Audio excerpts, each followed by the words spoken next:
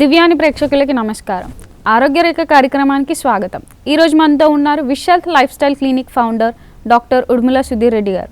వారిని అడిగి తెలుసుకుందాం బి కాంప్లెక్స్ అంటే ఏంటి, అసలు మనకు ఎందుకు ఇంపార్టెంట్ బి కాంప్లెక్స్ వల్ల వచ్చే ఉపయోగాలు ఏంటి, అది లేకపోతే వచ్చే నష్టాలేంటో కూడా తెలుసుకుందాం డాక్టర్ గారిని అడిగి. నమస్కారం డాక్టర్ గారు. సార్, మన వంటికి బి కాంప్లెక్స్ ఎందుకు అంత ఇంపార్టెంట్? ఈ బి కాంప్లెక్స్ అనేక విటమిన్లు మన శరీరానికి, మన శరీరం సరిగ్గా పనిచేయడానికి విటమిన్లు ఎంతో అవసరం. వాటిలో చాలా ముఖ్యమైనది బి కాంప్లెక్స్. ఈ బి కాంప్లెక్స్లో అనేక రకాల విటమిన్స్ ఉన్నాయి. B1, B2, B5, B6 అలా B12 వరకు ఒక్కొక్క విటమిన్ ఒక్కొక్క రోల్ ప్లే చేస్తుంది. ఒక్కొక్క విటమిన్ ఒక్కొక్క శరీర అవయవం పైన ఎక్కువ పనిచేస్తుంది, ఎక్కువ ప్రభావితం చూపిస్తుంది. మనం కామన్గా మన ఇండియాలో ఈ విటమిన్ బి లోపం అనేది అతి సర్వసాధారణంగా 100 మందిలో 50-60% మంది ఈ విటమిన్ బి లోపంలో మనం కామన్గా చూస్తాను. మనం పోయిన వారం చెప్పుకున్నట్టు విటమిన్ డి లోపం ఎంత కామన్గా ఉందో మనం ఈ విటమిన్ బి కాంప్లెక్స్ వాటి వల్ల కూడా ఎంతో ఇబ్బందికరంగా ఉంటుంది. అట్లాగే కొన్ని రకాల జబ్బుల్లో ఈ విటమిన్ బి కాంప్లెక్స్ లోపం ఉంటుంది. కొన్ని రకాల మందులు వాడటం వల్ల కూడా ఈ విటమిన్ బి, నార్మల్గా ఉండే విటమిన్ బి కూడా లోపించేలా కొన్ని రకాల మందులు చేస్తూ ఉంటాయి. అందువల్ల ఇది ఒకదానికొకటి ఇంటర్ రిలేటెడ్. అంటే మీరు అంతా బాగానే ఉంది కదా, నాకు బి కాంప్లెక్స్, నేను ఆహారం బాగానే తీసుకుంటున్నాను, నాకు ఎందుకు లోపిస్తుందని మీరు అనుకోవచ్చు. కొన్ని మందులు కొన్ని జబ్బుల వల్ల కూడా మీ బి కాంప్లెక్స్ హెచ్చు తగ్గులు అవుతూ ఉంటాయి. అందువల్ల కూడా మీకు కొత్త సమస్యలు వస్తూ ఉంటాయి. సో కాబట్టి శరీరం మనం సరిగ్గా పనిచేయాలన్నా, మన శరీర అవయవాలు అన్ని ఆర్గన్స్ సరిగ్గా పనిచేయాలన్నా ఈ బి కాంప్లెక్స్ విటమిన్స్ చాలా చాలా చాలా ముఖ్యం మనకి. విటమిన్ బి డెఫిషియన్సీ వల్ల హెల్త్ రిస్క్ ఏంటి సార్? ఈ విటమిన్ బి డెఫిషియన్సీ వల్ల శరీరంలో అనేక అవయవాలు డిస్టర్బ్ అవుతాయి. ముఖ్యంగా ఈ నరాలకు సంబంధించిన సమస్యలు బాగా ఎక్కువగా మనం చూస్తూ ఉంటాం. ఈ నరాల బలహీనత, నరాల్లో మంటలు, ఈ బి కాంప్లెక్స్ డెఫిషియన్సీ వల్ల ఏమవుతుందంటే నరాల పైన ఒక చిన్న లేయర్ ఉంటుంది. ఆ లేయరే మనకి నరాలని ప్రొటెక్ట్ చేస్తుంది. ఉదాహరణకు మీరు ఎలక్ట్రికల్ వైర్స్కి పైన ఒక ఇన్సులేషన్ ఉన్నట్టే మన నరాలకు కూడా పైన ఒక చిన్న లేయర్ ఉంటుంది. ఎప్పుడైతే మీకు ఈ బి కాంప్లెక్స్ విటమిన్స్ అన్నీ తగ్గుతాయో ఈ పై లేయరు లేచిపోతుంది. ఆ పై లేయర్ లేచిపోయినప్పుడు ఎలక్ట్రికల్ కండక్షన్ లీకేజ్, మన ఎలక్ట్రికల్ వైర్ ఎట్లయితే షాక్ కొడుతుందో మనకు కూడా అట్లాంటి సమస్యలు వస్తాయి. అలా ఎప్పుడైతే ఈ నరాలు ఎంతెంత మీకు డెఫిషియన్సీ అవుతుందో అంతంత ఎక్కువగా దాని సిమ్టమ్స్ ఉంటాయి. స్టార్టింగ్లో మనకు తెలిసేది ఏంటంటే అరిచేతులు, అరికాళ్ళలో ఉండే నరాలు పెరిఫెరల్ నర్వ్స్ అంటారు. ఈ సెంట్రల్ నర్వస్ సిస్టమే బ్రెయిన్ నుంచి వచ్చేది, అది తర్వాత ఎఫెక్ట్ అవుతుంది. కానీ ఫస్ట్ పెరిఫెరల్ నర్వ్స్ ఎఫెక్ట్ అవుతాయి. సో దాని ద్వారా మీకు కాళ్ళల్లో కుచ్చుకున్నట్టు ఉండటం, మంటలు రావటం, తిమ్మిలు రావటం, ఇలాంటి లక్షణాలు వస్తూ ఉంటాయి. ఇది నరాలకు సంబంధించి. ఇదే కాకుండా ఈ బి కాంప్లెక్స్ డెఫిషియన్సీ ఉండటం వల్ల మీకు కామన్గా చూస్తూ ఉంటారు, ఇక్కడ పగులుతూ ఉంటాయి, చర్మాలు పగులుతూ ఉంటాయి. మీరు తెలిసి ఓన్లీ ఇక్కడ పగలటం మట్టుకే తెలుసు, కానీ దాని ప్రభావం చర్మంపై మొత్తం ఉంటుంది. సో దీనివల్ల ఏమవుతుందంటే స్కిన్ బాగా డ్రై అయిపోవడం, పొడి వారటం, ఫ్లేకింగ్ అంటారు. సన్నటి పల్చగా డ్రై అయిపోయి ఫ్లేకింగ్ అవుతుంది. సో ఈ బి కాంప్లెక్స్ డెఫిషియన్సీ వల్ల ఈ చర్మం పగలటమే కాకుండా ఈ ఫ్లేకింగ్ కూడా అవుతుంది. అట్లాగే మిగతా రకరకాల ఫంక్షన్స్లో శరీరంలో మనకు ఈ విటమిన్ బి ముఖ్యమైన పాత్ర పోషిస్తుంది. సార్, మనం అన్ని రకాల ఫుడ్స్ తీసుకుంటాం, స్టిల్ అయినా కూడా విటమిన్ బి డెఫిషియన్సీ వస్తుంది, ఎందుకు? ఈ విటమిన్ బి డెఫిషియన్సీ కారణం ఏంటంటే కాలక్రమేణా ఒకప్పుడు మనం హోల్ గ్రెయిన్ ఫుడ్ తీసుకునేవాళ్ళం. మనం ఇండియాలో 2 రకాల ఫుడ్ తీసుకుంటారు. అంటే ఒకటి మెయిన్ సౌత్ ఇండియా మొత్తం అంతా రైస్ తీసుకుంటారు, నార్త్ ఇండియా అంతా గోధుమలు తీసుకుంటారు. ఒకప్పుడు మన పూర్వీకులు, మన తాత వాళ్ళు దంపుడు బియ్యం తినేవాళ్ళు, లేదా సింగిల్ పాలిష్డ్ రైస్ తినేవాళ్ళు. అంతకంటే ముందైతే మిల్లెట్స్ అవి తినేవాళ్ళు. సో వీటన్నిటిలో ఏంటంటే హోల్ గ్రెయిన్ ఫుడ్. సో ఈ బియ్యం కానీ గోధుమలు కానీ పై లేయర్లలోనే మనకు ఈ బి కాంప్లెక్స్ కానీ అన్ని విటమిన్లు, పోషక విలువలు అన్నీ పై లేయర్లోనే ఉంటాయి. మనం ఏం చేస్తున్నామంటే బాగా పాలిష్ చేసి వైట్గా కనపడి ఈజీగా బ్యూటిఫుల్ కనపడటానికి అన్నాన్ని మనం పాలిష్ చేసేసి మంచి పోషకాలన్నీ తౌడులో గేదెలకు వేసి చెత్త అంతా మనం తింటున్నాం. సో ఈ ప్రాసెస్లో ఎప్పుడైతే మనం రిఫైన్డ్ ఫుడ్ తీసుకోవడం ఎక్కువ అయిపోయిందో, కమర్షియలైజేషన్ ఎక్కువ అయిపోయిందో, మనం నిదానంగా ఈ డెఫిషియన్సీస్ అన్నీ కనపడటం మొదలైంది. ఒకప్పుడు నా తాతల తండ్రుల కాలంలో ఈ విటమిన్ డెఫిషియన్సీస్ ఇంతగా లేవు. ఎందుకంటే అప్పుడు వాళ్ళంతా హోల్ గ్రెయిన్ ఫుడ్ తిన్నారు, ఎండలో పని చేశారు, ఫిజికల్గా ఎక్సర్సైజ్ చేశారు, శారీరకంగా కష్టమైన పనులు చేశారు కాబట్టి ఇంత ఇబ్బంది కలగలేదు. ఎప్పుడైతే మనం రిఫైన్డ్ ఫుడ్ తీసుకుంటున్నామో మన వైపు ఏమో బియ్యాన్ని ఇలా పాలిష్ చేసేసి ఇలా తింటున్నాము. నార్త్ ఇండియా సైడ్ ఏమో ఒకప్పుడు గోధుమల్ని పిండి పట్టించినా కూడా వాళ్ళు జల్లడ పట్టేవాళ్ళు కాదు, రోటీలో దాన్ని అట్లాగే ఉంచి తినేవాళ్ళు. అంటే మొత్తం పోషకాలన్నీ ఆ రోటీలో ఉండేటి. కాలక్రమేణా ఏమైపోయింది, అక్కడ కూడా ఈ కమర్షియలైజేషన్ వచ్చి ఇండస్ట్రియలైజేషన్ వచ్చి ఇప్పుడు అంత గోధుమ పిండి మనం తీసుకుంటున్నా కూడా అంత ప్యాకెట్ ఫుడ్డే. గోధుమ పిండి మన సూపర్ మార్కెట్లో దొరికే అన్ని బ్రాండ్లు నీట్గా పాలిష్ చేసి దాంట్లో పైన అంత చెత్త హస్క్ అంటారు, తవుడు ఇవన్నీ తీసేసి మంచిగా తెల్లటి గోధుమ పిండిని ఇస్తున్నారు.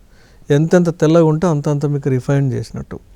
ఈ పైన ఉండే పొరల్లో ఆ తవుడులోనే ఈ బి కాంప్లెక్స్ విటమిన్ అంతా కొట్టుకుపోతుంది. సో అటు చపాతీలు తిన్నా, ఇటు మీరు వైట్ రైస్ తిన్నా పాలిష్ చేశారు కాబట్టి ఈ బి కాంప్లెక్స్ వెళ్ళిపోతుంది. అందువల్ల మనం ప్రతి ఒక్కరు దాదాపు 50-60% మంది మనం బి కాంప్లెక్స్ విటమిన్ల తాలూకు డెఫిషియన్సీతో మనం బాధపడుతున్నాం ఈ రిఫైన్డ్ ఫుడ్ తినడం వల్ల. అంతేకాకుండా ఈ నాన్ వెజిటేరియన్స్ తినే వాళ్ళ శాతం తక్కువ. నాన్ వెజిటేరియన్ అంటే ఏదో మీరు ఆదివారం ఒకసారి నాన్ వెజ్ తిని మీరు నాన్ వెజిటేరియన్ అని చెప్పుకోవడం కాదు. నాన్ వెజిటేరియన్ సైన్స్ పరంగా రోజు మాంసం తినే వాళ్ళే నాన్ వెజిటేరియన్స్. నిజమే, మీకు అట్లాగే అనిపిస్తుంది నాన్ వెజ్ తింటే నేను తిన్నాను కాదు. ఇప్పుడు నాన్ వెజ్ తీసుకునే సంఖ్య పెరిగింది, కానీ పూర్వకాలంలో అయినా ఈ గత దశాబ్ద క్రితం వరకు కూడా నాన్ వెజ్ అంటే మీరు ఆదివారం వచ్చిందంటే చికెన్, మటన్, చేపలు తెచ్చుకొని నేను నాన్ వెజ్ తిన్నాను పేరుకి నాన్ వెజ్ అనుకుంటారు. కానీ అది సైన్స్ ప్రకారం అలా కాదు. మీరు రోజు నాన్ వెజ్ తింటే అప్పుడు మీకు నాన్ వెజ్ తాలూకు నాన్ వెజ్ డైట్లో ఉండాల్సిన అన్ని పోషక విలువలు, ప్రోటీన్లు కానీ విటమిన్లు కానీ కొన్ని నాన్ వెజ్ ఫుడ్స్లోనే వస్తాయి, అవి మీకు అందుబాటులో ఉంటాయి. సో అలా ఈ మనం ద సో కాల్డ్ వెజిటేరియన్స్కి ఎట్లాగూ ఈ బి కాంప్లెక్స్ సరిగ్గా దొరకదు. The so called non vegetarians అని పేరు చెప్పుకునే వాళ్ళందరూ ఆదివారం మాత్రమే తినేవాళ్ళు కూడా టెక్నికల్గా మెడికల్గా వాళ్ళు వెజిటేరియన్స్ కింద లెక్కే. సో రోజు నాన్ వెజ్ తినే కమ్యూనిటీసే మీకు ఈ బి కాంప్లెక్స్ డెఫిషియన్సీ లేకుండా ఉంటున్నాయి. రోజు నాన్ వెజ్ తిన్నా కూడా దానివల్ల కూడా ప్రాబ్లమ్స్ వస్తాయి కదా సార్? అదే చెప్తాను. రోజు నాన్ వెజ్ తీసుకుంటే ఎలాంటి నాన్ వెజ్ తీసుకోవాలి, ఎటువంటి పద్ధతులు మనం వండుకోవాలనేది అది కంప్లీట్ డిఫరెంట్ సమస్య. ఎప్పుడైతే ఈ విటమిన్ బి కాంప్లెక్స్ డెఫిషియన్సీ విషయానికి వస్తే ఈ రోజు నాన్ వెజ్ తినే వాళ్ళలో మీకు బి కాంప్లెక్స్ డెఫిషియన్సీ తక్కువగా చూస్తుంటాం. అందుకని వెజిటేరియన్స్ అంటే నా లెక్కలో సండే చికెన్ తినేవాళ్ళు, సండే నాన్ వెజ్ తినేవాళ్ళు అందరూ కూడా వెజిటేరియన్సే. సో ఈ అందరిలో విటమిన్ డెఫిషియన్సీ ఉంది. దాంతోపాటు మనం తీసుకునేది ఏంటి, మొత్తం బియ్యం అంతా పైన పొట్టు తీసేసి తింటున్నాం రిఫైన్డ్, అందువల్ల అక్కడ కూడా వేస్టేజే. సో ఇటువంటి వాళ్ళందరిలో కూడా మీకు vitamin deficiencies, B complex deficiencies సాధారణంగా చూస్తూ ఉంటాం. అలాగే ఈ ఆల్కహాల్ తీసుకునే వాళ్ళ సంఖ్య మరీ ఎక్కువైపోయింది. ఆల్కహాల్ అంటే ఈ ఆల్కహాల్ తీసుకోవడం వల్ల కూడా మీ కొన్ని రకాల బి విటమిన్లు అబ్జర్వ్ కానివ్వవు. టీ, కాఫీ ఎక్కువ తీసుకోవటము, ఆల్కహాల్ ఎక్కువ తీసుకోవడము, కూల్ డ్రింక్స్ ఎక్కువ తీసుకోవటం, ఇవన్నిటి వల్ల కూడా మీ బి కాంప్లెక్స్ అబ్జార్ప్షన్ ఆగిపోతుంది. సో ఈ మధ్యకాలంలో గత 10 సంవత్సరాల్లో 15 సంవత్సరాల్లో చూస్తే ఆల్కహాల్ తీసుకోవడం అనేది చాలా విపరీతంగా పెరిగిపోయింది.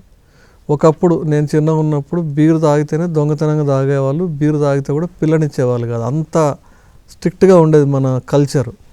ఇప్పుడు అమ్మాయిలే బీరు తాగటం అని పెద్ద కామనే కదా, వాళ్ళే తాగుతున్నారు, అంత కామన్ అయిపోయింది మన సమాజంలో. అంటే సమాజం మారుతుంది, మనం యాక్సెప్ట్ చేయాలి. కానీ సైన్స్ పరంగా ఏంటంటే ఎప్పుడైతే మీకు ఆల్కహాల్ కన్జంప్షన్, ఈ కూల్ డ్రింక్స్ కన్జంప్షన్, చిన్న చిన్న పిల్లలు కూడా కూల్ డ్రింక్స్ ఇస్తారు.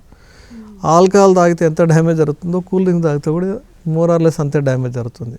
సో ఇలా ఇవన్నీ ఎప్పుడైతే ఎక్కువ అవుతుంటాయో మీ బి కాంప్లెక్స్ విటమిన్ అబ్జార్ప్షన్ తక్కువ అవుతుంది. దీంతోపాటు మన ఉదర సంబంధమైన సమస్యలు ఎక్కువ ఉన్నప్పుడు, అసిడిటీ ఎక్కువ ఉంది, లేదు irritable bowel syndrome, Crohn's disease, ulcerative colitis, ఇట్లాంటి కొన్ని రకాల జబ్బుల్లో మీరు నార్మల్గా తీసుకున్నా కూడా శరీరము ఇమిడ్చుకోలేదు, అరిగించుకొని ఉపయోగించుకోలేదు, అంతా కూడా లూజ్ మోషన్ అలా వెళ్ళిపోయి ఫ్రీక్వెంట్గా లూజ్ మోషన్ అవ్వటం, ఇటువంటి సమస్యలు ఉండటం వల్ల వాళ్ళు సరైన ఆహారం తీసుకున్న శరీరానికి అబ్జర్వ్ కాక బి కాంప్లెక్స్ డెఫిషియన్సీ వచ్చేస్తుంది. సార్ బి కాంప్లెక్స్ని డెఫిషియన్సీ డిస్టర్బ్ చేసే మెడిసిన్ ఏంటి సార్? బి కాంప్లెక్స్ని మీరు బాగా మంచి ఆహారమే తీసుకున్నారు, బి కాంప్లెక్స్ విటమిన్ ట్యాబ్లెట్లు కూడా తీసుకున్నారు, అయినా కూడా కొన్ని రకాల జబ్బుల్లో కొన్ని రకాల మందులు వాడటం వల్ల మీకు బి కాంప్లెక్స్ అబ్జార్ప్షన్ తగ్గిపోతుంది. మీరు కామన్గా ఈ మధ్యకాలంలో చూసే ఒక పెద్ద సమస్య డయాబెటీస్కి వాడే మెట్ఫార్మిన్ అనే ఒక మందు. చాలా రకరకాల మందుల్లో ఈ బి కాంప్లెక్స్ అబ్జార్ప్షన్ డిస్టర్బ్ చేస్తాయి.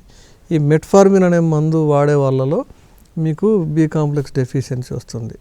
అలాగే అందుకని మీరు గమనించి ఉంటారు, డయాబెటీస్కి డాక్టర్లు మందు రాసినప్పుడు మెట్ఫార్మిన్తో పాటు ఒక బి కాంప్లెక్స్ మల్టీవిటమిన్ డ్రగ్ కూడా రాస్తారు. ఎందుకంటే ఇది ఎట్లాగో తగ్గిస్తుంది, దాన్ని కాంపెన్సేట్ చేయడానికి. సో మెట్ఫార్మిన్ ఎట్లాగైతే డిస్టర్బ్ చేస్తుందో అట్లాగే కొన్ని రకాల యాంటీబయాటిక్స్ వల్ల కూడా మీ బి కాంప్లెక్స్ అబ్జార్ప్షన్ డిస్టర్బ్ అవుతుంది. ఎందుకు బి కాంప్లెక్స్ అబ్జార్ప్షన్ డిస్టర్బ్ అవుతుందంటే ఈ యాంటీబయాటిక్స్ మీ గ్యాస్ట్రిక్ సమస్యని ఎక్కువ చేసేస్తాయి. యాంటీబయాటిక్స్ వాడటం వల్ల మీకు అనేక రకాల గట్ బ్యాక్టీరియా డిస్టర్బ్ అయిపోతుంది. మంచి బ్యాక్టీరియాని యాంటీబయాటిక్స్ చంపేస్తాయి. ఎప్పుడైతే మంచి బ్యాక్టీరియా చంపేస్తో ఈ అబ్జార్ప్షన్ అవ్వక మీకు మళ్ళీ బి కాంప్లెక్స్ డెఫిషియన్సీ వస్తుంది. అట్లాగే కొన్ని non steroidal anti inflammatory drugs అంటారు, అంటే పెయిన్ కిల్లర్లు, బ్రూఫెన్ లాంటివి, కొన్ని అసిక్లోఫినాక్, డైక్లోఫినాక్ ఇట్లాంటి మెడిసిన్స్ వల్ల కూడా మీకు ఈ బి కాంప్లెక్స్ అబ్జార్ప్షన్ తక్కువ అవుతుంది. సో కొన్ని రకాల హార్మోన్ పిల్స్ వీటి వల్ల కూడా మీకు బి కాంప్లెక్స్ అబ్జార్ప్షన్ తక్కువ అవుతుంది. సో మీరేమనుకుంటారు, నేను బాగానే తింటున్నా కదా అనుకుంటారు, కానీ మీకు ఈ ప్రాబ్లం ఉన్నట్టు, ఈ సమస్య ఉన్నప్పుడు అందుకని డాక్టర్ మీకు ఎప్పుడైనా ప్రిస్క్రిప్షన్ ఇస్తే ఆ ప్రిస్క్రిప్షన్ పూర్తిగా వాడాలి. ఎందుకంటే వాళ్ళు రాసిందానికి ఒక లాజిక్ ఉంటుంది. మీరేం చేస్తారు, మెడిసిన్ ప్రిస్క్రిప్షన్ ఇవ్వగానే షుగర్ మందు ఇవ్వండి, మిగతా ఏమి ఇవ్వకండి, అది ఇవ్వండి, బలానికి కదా నాకు బలం బాగుంది అనుకుంటారు. ఆ బలానికి ఈ బి కాంప్లెక్స్ సంబంధించిన బలానికి చాలా తేడా ఉంటుంది. సో అందువల్ల ఆ కాంబినేషన్ డాక్టర్ గారు ఆలోచించి ఇచ్చుంటారు కాబట్టి వాళ్ళు ఇచ్చినట్టు వాడుకోవడం మంచిది. ఆరోగ్య రేఖ కార్యక్రమంలో చిన్న విరామం.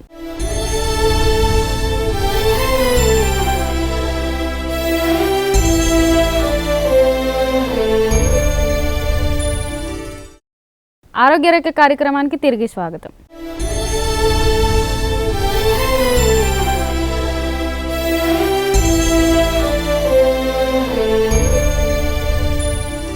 సో బి కాంప్లెక్స్ ఇంత ఇంపార్టెంట్ అంటున్నారు కాబట్టి దీనికి కావాల్సిన ఫుడ్ ఏంటి? ఈ బి కాంప్లెక్స్ ఫుడ్ మనం ఆహార పదార్థాల్లో సరిగ్గా బ్యాలెన్స్డ్ ఫుడ్ తీసుకోవడం ద్వారా మనం కరెక్షన్ చేసుకోవచ్చు. మనం ఇంతకుముందు చెప్పుకున్నట్టు ఈ రిఫైన్డ్ ఫుడ్ ఏదైతే ఉందో ఆ రిఫైన్డ్ ఫుడ్స్ మనం అవాయిడ్ చేసి హోల్ గ్రెయిన్ ఫుడ్స్, అంటే ఇప్పుడు మరీ పాలిష్డ్ రైస్ తీసుకోకుండా సింగిల్ పాలిష్డ్ లేదంటే దంపుడు బియ్యం తీసుకోండి. కొంచెం రుచికి అటు ఇటుగా ఉన్నా కూడా మీకు పోషక విలువల్లో లోపం ఉండదు. ఒకవేళ మీరు గోధుమ పిండి చపాతీ తీసుకునే అలవాటు ఉంటే జల్లడ పట్టకుండా మీరే పట్టించుకొని మరాడించుకొని మీరు చపాతీలు చేసుకోండి. ఇంకా అన్నిటికంటే చాలా బెస్ట్ ఏంటంటే ఈ చిరుధాన్యాలు, మిల్లెట్స్ తీసుకోండి. వీటిలో మీరు పాలిష్ చేద్దామన్నా అయ్యే టెక్నాలజీ ఇంకా రాలా, కాబట్టి మీరు బై ఫోర్స్ మీరు హోల్ గ్రెయిన్ తింటారు. క్వినోవా లాంటి ఇవన్నీ ఏంటంటే మీకు విత్ స్కిన్ ఉంటుంది కాబట్టి మీకు అన్ని పోషక విలువలు అక్కడే ఉంటాయి. సో అలా హోల్ గ్రెయిన్ ఫుడ్ తీసుకోవడం ద్వారా మీకు ఈ బి కాంప్లెక్స్ మిస్ అవ్వకుండా ఉంటుంది. రెండోది ఏంటంటే యానిమల్ ప్రోడక్ట్స్, అంటే మాంసకృత్తులు, ఎగ్ కానీ, చేపలు కానీ, చికెన్ కానీ మీరు ఎక్కువగా తీసుకోవడం ద్వారా మీకు బి కాంప్లెక్స్ మీకు విరివిగా అందుబాటులో ఉంటుంది. ఇంకా కామన్గా మనకు గ్రీన్ లీఫీ వెజిటేబుల్స్, ఎంత ఆకుకూరలు బాగా పచ్చగా ఉంటే అంతంత మీకు పోషక విలువలు ఎక్కువ ఉంటాయి. అనేక ఐరన్ వాటితో పాటు మీకు బి కాంప్లెక్స్ కూడా వస్తుంది. సో దాంతోపాటు మీకు ఈ చిక్కుడు జాతి ఈ గింజలు, అంటే రాజ్మా కానీ చిక్కుడు కానీ వీటిల్లో కూడా మీకు బాగా బి కాంప్లెక్స్ ఉంటుంది. సో మీరు దాన్ని న్యాచురల్గానే మీరు మరీ ఎక్కువగా విపరీతంగా దాన్ని రోస్టర్ చేయకుండా మామూలుగా చేసుకొని మీరు కర్రీస్ లాగా చేసుకొని తింటే మీకు పోషక విలువలు మిస్ అవ్వకుండా మీకు దాంట్లో ఉపయోగపడతాయి. సార్ పెరిఫెరల్ న్యూరోపతి అంటే ఏంటి సార్? ఈ పెరిఫెరల్ న్యూరోపతి అంటే బేసికల్గా మనకు నరాల్లో రెండు రకాల నరాలు, central nervous system, peripheral nervous system అంటారు. ఈ సెంట్రల్ నర్వస్ సిస్టమ్ అంటే మన బ్రెయిన్ నుంచి కిందకు వచ్చే మన వెన్నుపూసలో ఈ శరీర భాగాలకి మెయిన్ వచ్చే ఈ nervous system central nervous system. Peripheral nervous system అంటే మీకు చివర్లలో చేతులకి, అంచులకు కానీ, స్కిన్ పైన కానీ, కాళ్ళకు కానీ ఉండే ఈ నరాలని పెరిఫెరల్ నర్వస్ సిస్టమ్ అంటారు. ఈ పెరిఫెరల్ నర్వ్స్ ఎప్పుడైతే, అంటే ఈ చివర్లకు ఉండే నరాలు ఎప్పుడైతే మీకు దెబ్బతింటాయో, ఏ కారణం చేతనైనా దెబ్బతిన్నప్పుడు వచ్చే సమస్యనే పెరిఫెరల్ న్యూరోపతి అంటారు. ఈ పెరిఫెరల్ న్యూరోపతి రకరకాల కారణాల చేత రావచ్చు. మీకు విటమిన్, ఇందాక మనం డిస్కస్ చేసుకున్నట్టు విటమిన్ బి కాంప్లెక్స్ డెఫిషియన్సీ వల్ల పెరిఫెరల్ న్యూరోపతి కామన్గా చూస్తూ ఉంటాం మనం. ఈ peripheral neuropathy B complex deficiency అనేక రకాల సమస్యల్లో కూడా వస్తుంది. వేరే వేరే హెల్త్ సమస్యల వల్ల కూడా మీకు ఈ న్యూరోపతి రావచ్చు. అంటే ఉదాహరణకు డయాబెటీస్ ఉంది, డయాబెటిక్ న్యూరోపతి అంటారు. అది కూడా ఈ పెరిఫెరల్ నర్వ్స్ని ఫస్ట్ అటాక్ చేసి తర్వాత పెద్ద నరాలు ఇబ్బంది అవుతాయి. సో అదే కాకుండా కొన్ని రకాల ఆటోఇమ్యూన్ డిసార్డర్స్లో కూడా ఈ నరాలు దెబ్బతింటాయి. సో అందువల్ల ఈ నరాలు ఎప్పుడైతే దెబ్బతింటాయో మీ నరాల ద్వారా మనకి ఏం తెలుస్తుంది, స్పర్శ తెలుస్తుంది, నొప్పి తెలుస్తుంది. మన బ్రెయిన్ నుంచి సిగ్నల్స్ అన్నీ మన శరీర భాగాల నుంచి బ్రెయిన్కి ఈ నరాల ద్వారానే మీకు కమ్యూనికేషన్ వ్యవస్థ ఉంటుంది. ఎప్పుడైతే ఈ దెబ్బతింటాయో ఈ అన్ని ఫంక్షన్స్ డిస్టర్బ్ అవుతాయి. సో అందువల్ల ఈ పెరిఫెరల్ నర్వస్ సిస్టము మనం ఈ పెరిఫెరల్ న్యూరోపతి ఇనీషియల్ స్టేజెస్లో ఐడెంటిఫై చేసుకోవడము, దాన్ని ట్రీట్ చేసుకోవడం కూడా చాలా ఇంపార్టెంట్. పెరిఫెరల్ న్యూరోపతి ఎంత కామన్ సార్? దానికి ఏమైనా సిమ్టమ్స్ కనిపిస్తాయా అంటూ? ఈ పెరిఫెరల్ న్యూరోపతి చాలా కామన్గా చూస్తూ ఉంటాం. ముఖ్యంగా 40-45 సంవత్సరాల వయసు దాటిన వాళ్ళలో, లేదు బ్లడ్ ప్రెషరు, డయాబెటీస్ ఇటువంటి సమస్యలు ఉండే వాళ్ళలో కామన్గా చూస్తూ ఉంటాం. అయితే బి కాంప్లెక్స్ డెఫిషియన్సీ చిన్నప్పటి నుంచి ఉందనుకోండి, మీకు అప్పుడు లక్షణాలు తెలియపోయినా 30-35 సంవత్సరాలు దాటిన తర్వాత మీకు ఎక్స్పీరియన్స్ అయ్యేంతగా మీకు లక్షణాలు కనపడుతుంటాయి. స్టార్టింగ్లో మీకు ఎట్లా ఉంటుంది, అప్పుడప్పుడు అరికాళ్ళలో కానీ అరిచేతుల్లో కానీ అట్లా చురుకులు వచ్చిపోయినట్టు ఉంటుంది, లేదంటే సూదులు గుచ్చినట్టుగా రావటం. ఆ తర్వాత ఇంకా కొద్ది రోజులు ముదిరిన తర్వాత మీకు తీవ్రంగా మంటలు రావటం, మీరు పని చేసుకునేదంతా డిస్టర్బెన్స్ రావటం, లేదు నిద్రలో మీకు విపరీతమైన కాళ్ళ మంటలు ఉండటం, బగబగ మండటం, మనం మిరపకాయలు కదా ముట్టుకుంటే ఎట్లా మండుద్దో అలా మండటం రాత్రిళ్ళు. చాలామంది ఏం చేస్తారంటే దుప్పటి బయటికి కాళ్ళు ఇట్లా బయట జాపేసి పడుకో, ఎందుకంటే అంత మంటలు ఉంటాయి అరికాలలో. సో అలా తెలిసి కొద్ది రోజుల తర్వాత వీళ్ళు వాతావరణంలో మార్పులకు వీళ్ళ అరిచేతులు అరికాలు అతిగా రియాక్ట్ అవుతాయి. అంటే ఇప్పుడు మీరు చలేస్తే ఎక్కువ చలి అనిపించడం, మామూలు వేడికి ఎక్కువగా వేడి అనిపించడం, ఇలాంటివన్నీ వాళ్ళకు ఈ పెరిఫెరల్ న్యూరోపతి ద్వారా తెలుస్తూ ఉంటాయి. ఆ తర్వాత వీళ్ళకు వీక్నెస్ స్టార్ట్ అవుతుంది. వీటి ద్వారా కండరాలు సరిగ్గా పనిచేయకపోవడం ద్వారా వీక్నెస్ అవుతుంది. సో ఈ వీక్నెస్ ఇవన్నీ ఈ secondary symptoms of peripheral neuropathy అన్నమాట. షూర్. ఎలాంటి విటమిన్ డెఫిషియన్సీ కనిపిస్తుంది కామన్గా ఈ పెరిఫెరల్ న్యూరోపతి ఉన్న వాళ్ళకి? ఈ పెరిఫెరల్ న్యూరోపతి ఉన్న వాళ్ళకు మనం ఇంతకుముందు చెప్పుకున్నట్టు బి కాంప్లెక్స్ విటమిన్స్ అంటే B1 to B12లో ఎక్కువగా కామన్గా చూసేది B1, B6, B12.